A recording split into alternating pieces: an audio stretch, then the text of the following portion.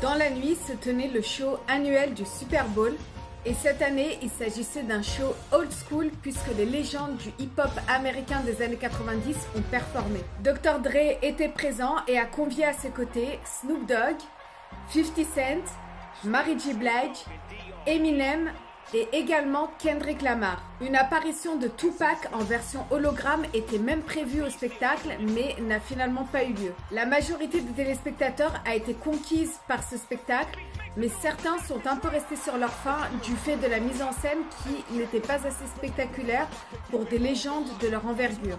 Et toi, qu'as-tu pensé de ce spectacle et quel est selon toi l'artiste qui a fait la prestation la plus emblématique de tous les temps lors d'un Super Bowl ?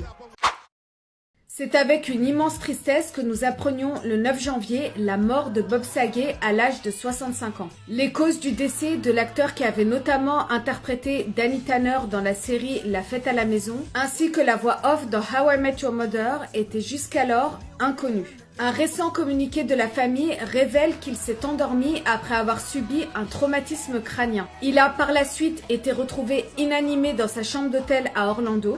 La théorie est qu'il aurait accidentellement heurté l'arrière de sa tête sur quelque chose, puis serait allé se coucher sans se poser de questions. La famille a tenu à préciser que cet accident n'avait aucun lien avec quelconque consommation d'alcool ou de stupéfiants. Te souviens-tu de Predator, cette série de 4 films de science-fiction dont le premier est sorti en 1987 avec Arnold Schwarzenegger dans le rôle principal? Eh bien, la franchise devrait avoir droit à un nouveau volet intitulé Prey pour la plateforme Disney+ Star. Il s'agira cette fois d'un préquel, c'est-à-dire que l'histoire se déroulera 300 ans avant le premier opus. À la différence des précédents volets de la saga, celui-ci sera porté par une femme. Umber Midthunder sous les traits de Naru, une guerrière voulant protéger son peuple les Comanches, dont l'alien croisera le chemin. Malgré les rumeurs, Arnold Schwarzenegger ne fera pas partie de ce projet dont la sortie est prévue à l'été 2022. Dis-moi, quel volet de Predator as-tu déjà vu et qu'en as-tu pensé ? Bel-Air, le remake de la série mythique des années 90, Le Prince de Bel-Air, mais en version dramatique, est là. Alors qu'une bande-annonce a été dévoilée le mois dernier, une avant-première a eu lieu il y a quelques jours. Will Smith était présent en famille, accompagné de sa femme Jada Pinkett Smith et de leur fils Jaden. L'occasion de nous présenter l'ensemble du casting. Jabari Banks qui reprendra le rôle de Will, Cassandra Freeman et Adrian Holmes, Tante Viviane et Oncle Phil, Oli Sholotan, Carlton, Coco Jones, Hilary, Jordan L. Jones, Jazz, Akira Akbar, Ashley, Jimmy Akingbola, Jeffrey, Simone Joy, Lisa et surprise, Karwesh Tran a également intégré le casting. Tatiana Ali et Joseph Marcel qui interprétaient Ashley et Jeffrey ont également fait le déplacement, ainsi que Jalil White qui a interprété Steve Urkel dans La vie de famille. La série est déjà disponible depuis le 13 février sur Peacock pour les États-Unis, mais aucune date n'a encore été annoncée pour la France. As-tu hâte de découvrir cette nouvelle version et quel était ton personnage préféré de la série ? Mais pourquoi le spin-off de La Belle et la Bête vient subitement d'être suspendu ? Disney devait débuter cet été le tournage d'une série de 8 épisodes consacrée à Gaston et le Fou au format comédie musicale. Le casting avait été totalement recruté, comprenant notamment Luke Evans et Josh Gad. La chanteuse Rita Ora avait même rejoint ce casting il y a quelques jours dans un rôle tenu secret. Finalement, Disney a annoncé renoncer à ce projet pour le moment pour des raisons d'emploi du temps et de scénario. Rita Ora pourrait finalement quitter le casting si le projet mettait trop de temps à se mettre en place. Du coup, es-tu déçu par cette annonce? Et dis-nous quel est ton Disney préféré. Plus belle la vie, c'est fini. Diffusée depuis 2004 et après 18 saisons et 4500 épisodes, la série devrait s'arrêter en fin d'année. En cause, une audience qui s'essouffle. Le programme réunissait un audimat de 5 millions de téléspectateurs à son apogée, atteignant même des pics à 6,8 millions.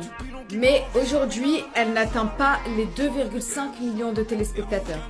Alors, fais-tu partie des personnes qui regretteraient cette série si elle venait réellement à être déprogrammée? Et quel a été ton personnage préféré depuis le début de la fiction? Alors que la sortie de Sonic 2, le film, au cinéma est prévue au mois d'avril, l'univers du hérisson continue de s'étendre. En effet, un troisième volet vient d'être annoncé. Mais ce n'est pas tout. La franchise va avoir droit à une série, toujours en live action, en 2023 pour la plateforme Paramount+. Et c'est le personnage de Knuckles, l'échidné rouge ennemi de Sonic, qui en sera le héros. Et que l'on retrouvera également à l'honneur dans le film Sonic 2. Alors dis-moi quel est ton personnage préféré de l'univers Sonic et as-tu hâte de découvrir ces nouvelles animations? Quand tu me vois débarquer dans une vidéo, la première chose que tu dois te dire, c'est sûrement... Je pense à un reboot. Personne veut d'un reboot. Tic et Tac sont bien de retour, mais ce n'est pas un reboot, c'est un comeback. Disney a dévoilé la bande-annonce de Tic et Tac, les Rangers du Risque, le film. Il s'agit d'un format hybride entre live action et animation. Dans le scénario, les deux Tamia, oui, car ce ne sont pas des écureuils, se retrouvent 30 ans après leur heure de gloire. L'un est devenu vendeur en assurance, l'autre enchaîne les conventions de fans. Ils renouent contact après s'être perdus de vue afin de retrouver l'un de leurs anciens partenaires disparus. La sortie du film est prévue le 20 mai 2022 sur Disney+. Quelle est la première pensée qui te vient en tête en repensant à Tic et Tac et as-tu hâte de les retrouver dans ce film? Michael Jackson va avoir droit à un biopic. Le film sera produit par Graham King qui a fait ses preuves sur le biopic Bohemian Rhapsody consacré à Freddie Mercury et qui a également participé au film Ali sur Mohamed Ali. Le film consacré à Michael Jackson, qui se fait avec l'aval de la famille Jackson, retracera toute la vie du roi de la pop de sa naissance à son décès. En parcourant aussi bien sa carrière que sa vie privée, en passant par les diverses accusations dont il a fait l'objet.